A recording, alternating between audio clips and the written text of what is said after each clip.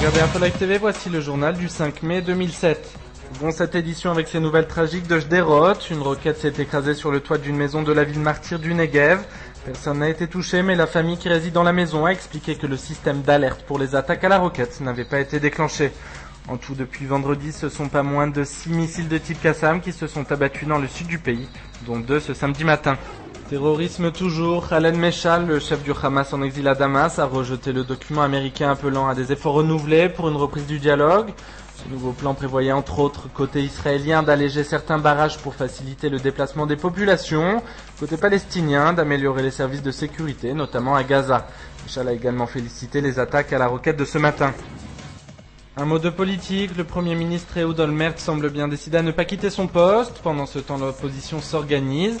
Le député travailliste Ophir Pinespaz a annoncé son intention de maintenir une permanence devant la résidence du Premier ministre jusqu'à sa démission. À l'étranger, les Français d'outre-mer ont commencé à voter ce samedi, marquant le coup d'envoi du second tour des élections présidentielles françaises. Le candidat de l'UMP fait figure de grand favori en cette veille de résultats. Son adversaire socialiste Ségolène Royal appelle à la mobilisation. Retour en Israël avec les célébrations à partir de ce soir du lac Baomer. Ils seront des milliers d'Israéliens à se retrouver autour de feux de camp improvisés, comme le veut la tradition. Les pompiers, quant à eux, sont en état d'alerte élevé. Enfin, cette nouvelle qui réjouira les fans de rock, les pierres qui roulent arrivent en Israël. Entendez par là les Rolling Stones qui ont inscrit Tel Aviv dans le programme de leur tournée. Pour ceux qui ne pourront pas y aller, consolation avec Britney Spears, la star américaine devrait également débarquer en Israël.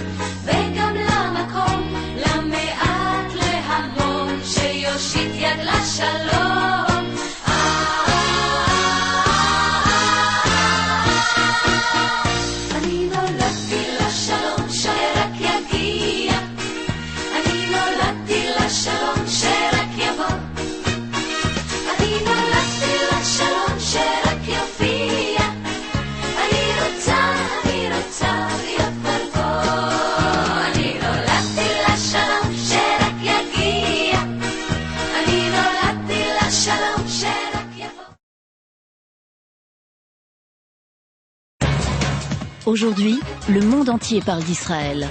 Mais qui parle d'Israël au monde entier, en temps réel, en 4 langues et en direct de Jérusalem? InfoLive.tv, la première chaîne de télévision internationale israélienne. 24 heures sur 24, 7 jours sur 7, suivez de l'intérieur l'actualité d'Israël et du Moyen-Orient.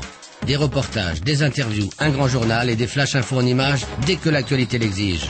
InfoLive.tv, votre regard direct et vrai sur l'actualité d'Israël. Retrouvez InfoLive sur internet www.infolive.tv.